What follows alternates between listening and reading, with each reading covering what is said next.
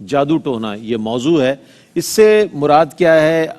حقیقت کیا ہے اور حکم شرعی کیا ہے، اس حوالے سے ابتداً اگر ہم جان لیں تو بہت سی کنفیوژنز دور ہو جائیں گی۔ اس موضوع سے متعلق قبلہ مفتی محمد اکمل مدنی صاحب سے گزارش کروں گا کہ اس کی حقیقت اور حکم شرعی کے حوالے سے ارشاد فرمائیے۔ اعوذ باللہ من الشیطان الرجیم، بسم اللہ الرحمن الرحیم۔ لغوی اعتبار سے اس کا اطلاق 4 چیزوں پر ہوتا ہے۔ ایک تو یہ ہے کہ کسی کی کیفیت کو ایک کیفیت سے دوسری کیفیت میں تبدیل کر دینے کا جو عمل ہوتا ہے اس کو سحر سے تعبیر کرتے ہیں۔ جیسے محبت ہے شوہر اور بیوی کے اندر، ان میں بغض پیدا کر دینا، ماں باپ بچے فرما بردار ہیں ان کو نافرمان کر دینا کوئی عمل وغیرہ کرا کے، ایک اس پر اطلاق ہوتا ہے۔ ایک ہے کہ ایک ماہیت اور حقیقت سے دوسری ماہیت اور حقیقت میں چینج کر دینا، انسان کو گدھا بنا دینا۔ یہ کبھی آپ نے دیکھا ہوگا چھڑنگ کیا تو ایک دم وہ گدھے سے انسان بن گیا کہ میں دنیا میں کہاں گیا، اور پھر وہ کہتا ہے دوبارہ مجھے گدھا ہی بنا دو، انسان ٹھیک نہیں ہے۔ تو یہ لیکن یہ شرعی لحاظ سے اس کا وجود نہیں ہے، لیکن سحر کا اطلاق اس پر بھی ہوتا ہے۔ تیسرا جو ہوتا ہے وہ نظر بندی کے اوپر ہوتا ہے، کہ وہ ہوتا کچھ ہے اور نظر کچھ آ رہا ہوتا ہے۔ جیسے موسیٰ علیہ السلام کے مقابل جو جادوگر آئے، انہوں نے اپنی چھڑیاں پھینکی تو وہ سانپ بن گئے، اور آپ نے اپنا عصا مبارکہ پھینکا تو وہ اژدہا بن گیا، لیکن یہ معجزہ تھا اور وہ سحر ہے۔ اس میں یہ فرق ہوا کہ نبی سے جو صادر ہوتا ہے وہ سحر نہیں ہوتا، معجزہ ہوتا ہے۔ اور چوتھا جو ہوتا ہے کہ شیطان کا قرب حاصل کرنے کے لیے کچھ عملیات کیے جاتے ہیں، اور پھر اس کے شر وغیرہ کو بنیاد بنا کر، اور پھر نفس بھی اس کا ساتھ دیتا ہے،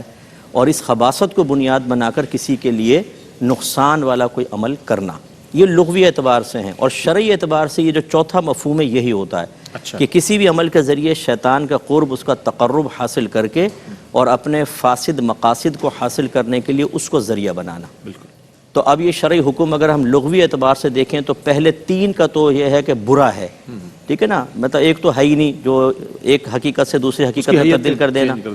باقی جو ہیں وہ حرام ضرور ہیں، کہ اگر شعبدہ بازی دکھائی، اور خصوصاً جب نبی کے مقابلے میں ہے تو حرام، اور کفر بھی کہیں تو تعجب خیز نہیں، لیکن عام حالت میں حرام۔ اسی طرح ایک کیفیت کو دوسری کیفیت سے بدلنا، پازیٹیو کو نیگیٹو کی طرف لانا حرام۔ لیکن جو یہ شرعی مفہوم ہے یا لغوی جو آخری تھا، اس کا کرنا جو ہے کفر ہوتا ہے، کیونکہ شیطان کا تقرب جو ہے وہ گندے اعمال اور گندی حرکتوں کے بغیر ممکن نہیں ہوتا۔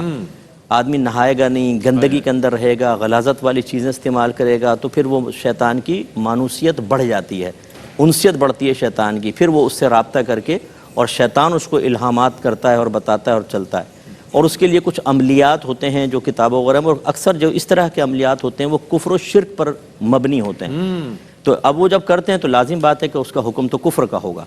بلکہ جو ایسے کسی جادوگر کے پاس جا کر کروائے گا جادو، وہ بھی کافر ہو جائے گا۔ وجہ اس کی یہ ہے کہ وہ اس کفر و شرک پر راضی ہے۔ یہ بعض کتب آتی ہیں جادو وغیرہ کے، ان میں مختلف قسم کے پرسرار اور بھیانک سے الفاظ لکھے ہوتے ہیں جن کا صحیح تلفظ بھی نہیں پتہ ہوتا، کیونکہ اعراب تو لگے نہیں ہوتے، اور لوگ انہی کو بعض اوقات اختیار کرتے ہیں۔ لینگویج الگ ہوتی ہے، بالکل وہ لینگویج علیحدہ ہوتی ہے، اور بس وہ مقصد دیکھ کر محبوب تمہارے قدموں میں،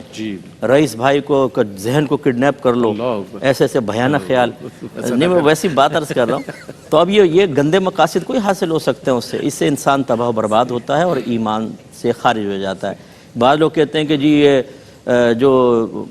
فلاں جادوگر ہے، فلاں دوسرے مذہب سے تعلق رکھنے والا ہے، وہ بڑا پہنچا ہوا، اس سے جا کے علاج کرواؤ۔ ارے بھائی جیسی آپ قصد و ارادہ کریں گے یا اس بات کے اوپر یقین حاصل کریں گے، آپ دار اسلام سے باہر ہو جائیں گے، اس لیے خیال رکھنا چاہیے۔ کیا فرمائے گا علامہ صاحب؟ میں چاہتا ہوں اس پر ہمارے ناظرین کے لیے تو کچھ روشن ڈالیں۔ دیکھیں یہ سفلی یا سفلی کہہ لیں آپ، یہ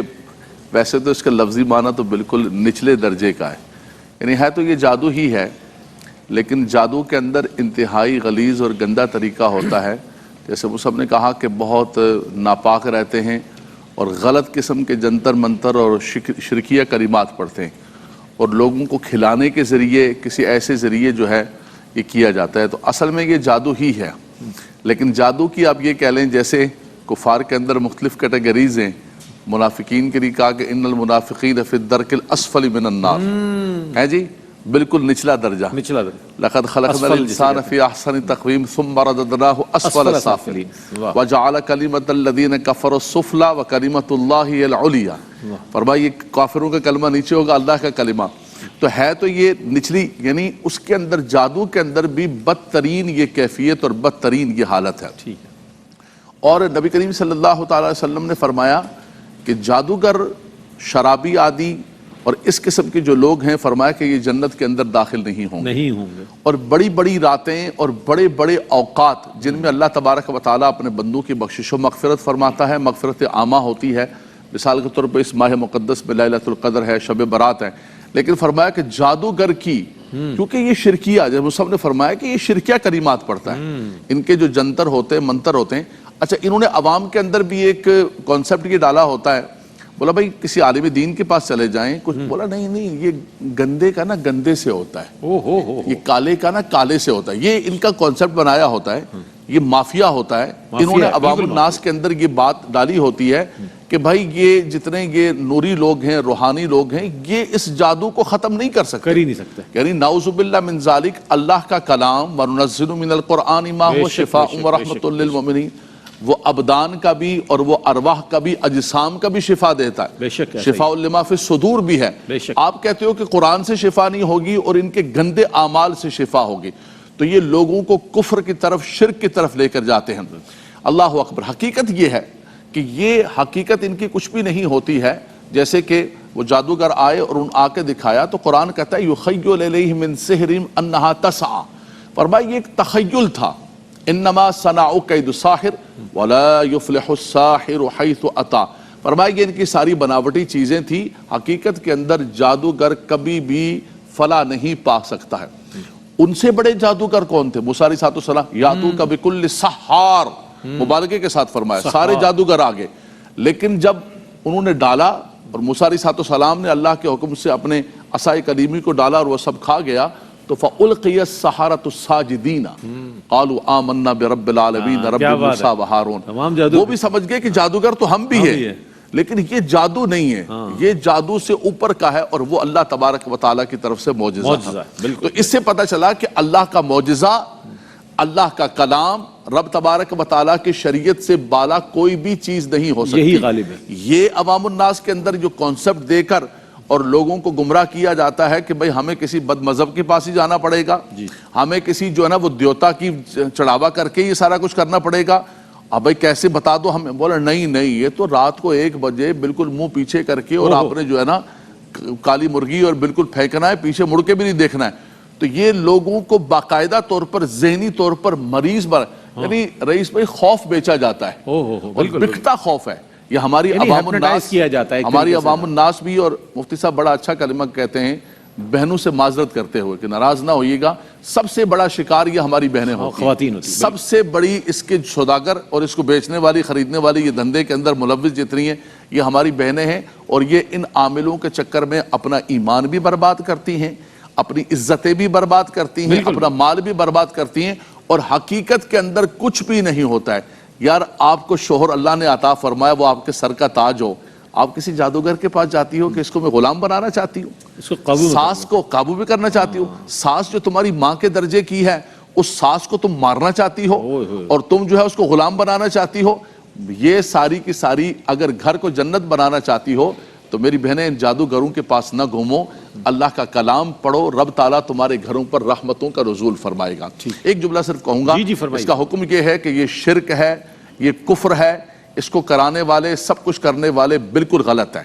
تیسرا یہ ہے کہ اللہ کے نبی صلی اللہ علیہ وسلم پر جیسے کہ مشہور ہے کہ لبید بن عاصم اور ان کے بچیوں نے کیا، حضور علیہ السلام کے قلب مبارک پر کوئی اثر نہیں ہوا، ظاہری اعتبار سے جسم پر ہوا، لیکن اس کے بعد رب تبارک و تعالیٰ نے امت کو معوذتین عطا فرما دی۔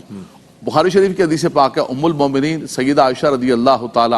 عنہا آپ فرماتی ہیں کہ رات کو اللہ کے نبی صلی اللہ علیہ وسلم روزانہ وہ آیت کریمہ پڑھا کرتے تھے اور پڑھ کے اپنے جسم مبارک پر پھونکا کرتے تھے۔ تو فرمایا کہ یہ اللہ کی طرف سے ایک ایسی چیز ہے کہ تمہیں کبھی بھی نقصان نہیں پہنچے گا اس کا۔ کیا بات، کیا کہیے گا اس حوالے سے؟ نظر بد کی حقیقت بھی بیان فرمائیں اور اس کے حوالے سے اس کا ازالہ کیسے ممکن ہے؟ بسم اللہ الرحمن الرحیم، رب اشرح لی صدری ویسر لی امری واحلل عقدۃ من لسانی یفقہوا قولی۔ بخاری کی حدیث نبی کریم صلی اللہ تعالیٰ علیہ وآلہ وسلم نے فرمایا العین حق، نظر کا لگنا یہ حق ہے۔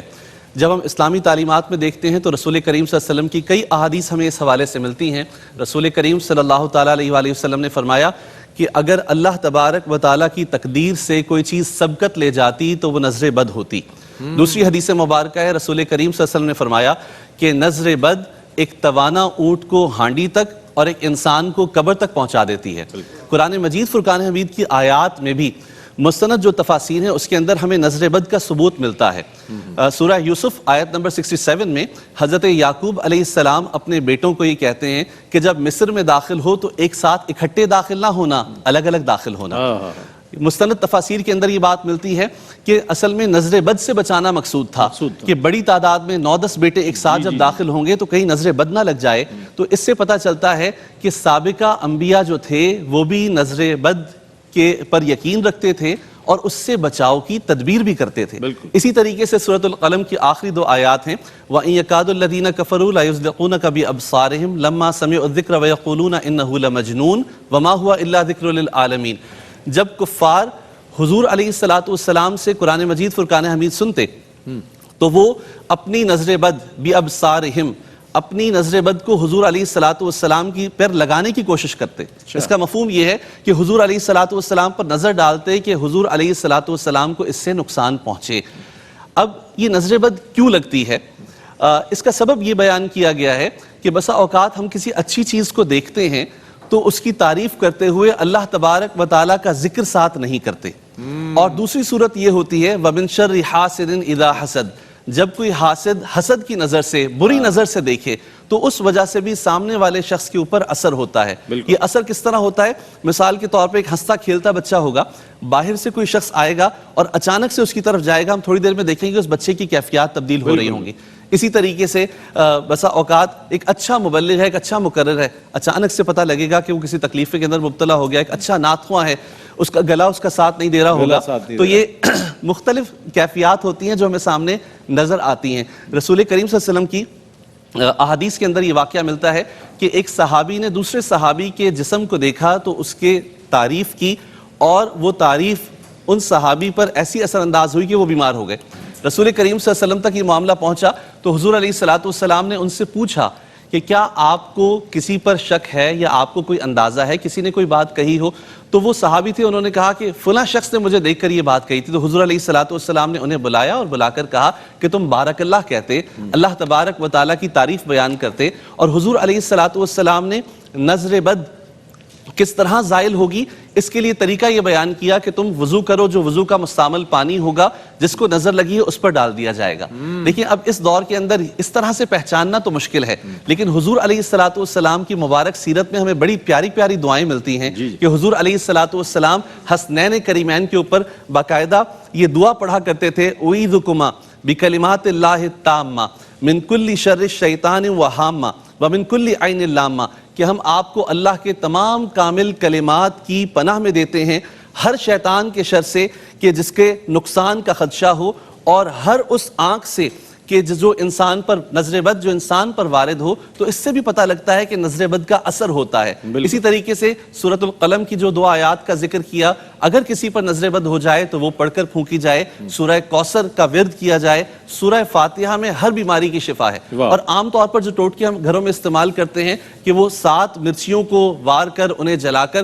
تو اس سے تو بسا اوقات فوری پتہ لگ جاتا ہے کہ اس کی جب دھانس نہ آئے تو اس کا مطلب نظر بد تھی۔ لیکن ساتھ ساتھ ہمیں ان چیزوں سے احتیاط کرنی چاہیے کہ بعض لوگ کیا کہتے ہیں، نئی گاڑی خریدی، آگے بچے کا کالا جوتا باندھ دیا،